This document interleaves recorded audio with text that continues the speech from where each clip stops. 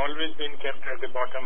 If you are a Dalit and you go to a bank with your tattered clothes, the banker will shoo you away. So I think the assumption that market can, help everybody is fundamentally flawed. Then there is this whole question of what, Samad Hussain has talked about. What he says, the capability is of two kinds, which psychologists have actually always known. But economists, I think Samad Hussain was the first economist probably who brought it to the forefront. That one is the capability to do things, the skills and knowledge and so on and so forth. I can drive a car, I can do this, I can do that. That's one set of capability. The other capability is about what he calls being capability. It's the sense of who I am, what I am capable of. So there are people who've been, historically excluded or remain isolated. They may not feel that they can do. So you may have a farmer as your neighbor who is able to produce very good crops, and you next door, for whatever reason, believe that I can't do it. It's very common if you go to villages. If you say, well, why can't you do this? Some person is producing good crops. Why can't you also? उनसे होगा, हमसे नहीं होगा. This sense that I would not be able to do something, which is a kind of it's the experience that you've gone through, and that tells you that this is something that you won't be able to do. It's not unusual to go to, let's say, for example, if you go to a place like Ranchi. It's a big bustling market, and you go to just 20-30 kilometers from there, and you may find that tribal people are not cultivating vegetables, whereas in some other pockets, the same distance, you will find Koiri farmers who are not tribal. They are making a lot of money by producing vegetables. I've actually been to places where a Koiri farmer has taken lease of a tribal on land on lease, and is cultivating vegetables and making tons of money. And so this fellow who actually owns the land is not even tilling that land. Now, why does that happen? I mean, it can't be that the tribal, it's kind of unfair to assume that the tribal doesn't want to have a better life, doesn't want to have more money or what. We just, so there may be economic opportunity just, 20 kilometers away that somebody else has seen, and you don't see it because you don't believe that you are capable of doing it. So there's a whole range of issues, but this is one that I find at least understood, that there are people who sort of seem to be, there seems to be some sort of a glass ceiling, that they, and it's you see it in various other places. For example, you look at women. It's not unusual to go to a women's group in a village and you start talking about wife beating. And I have heard it myself. Some women saying, well, no big deal. I mean, after all, if I put a bit extra salt in the dal and if the husband gives me a couple of slaps about it, what's the big deal? Now, why does this happen? Why is it that the woman believes that it's okay for her husband to beat her?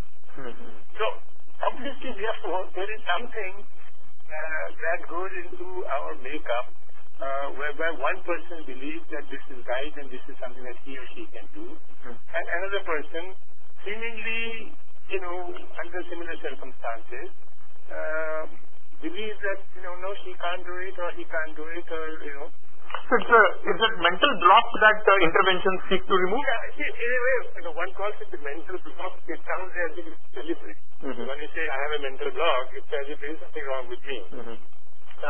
But basically, a kind of a social, acquired social psychological condition where you are not able to make use of your full potential. That's what is basically, I guess, meant by being capability. So that's something that we need to deal with. The tribal people, Dalits, women, they all have had certain conditioning, and therefore, so that's one big reason. Besides that, as I said, if you are in the rain-fed area,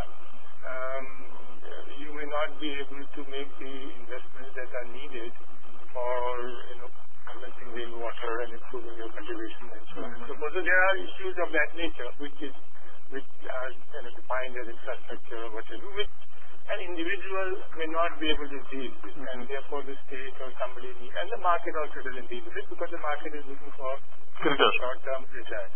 And investment in land development and whatever may not produce those returns.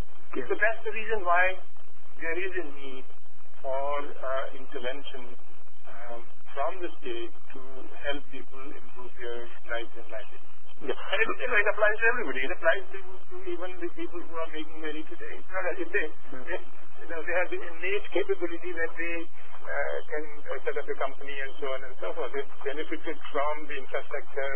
A whole lot of public goods have actually created the opportunity that some people are able to tap, and others are not able to tap. Sure. Now, this intervention,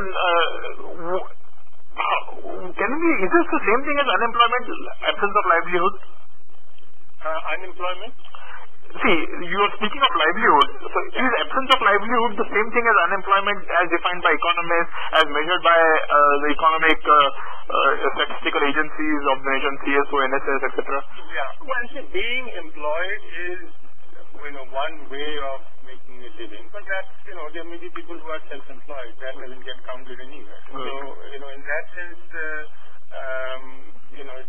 the two are not, if you say the unemployment rate in India is X%, that doesn't mean that 100 minus X are okay.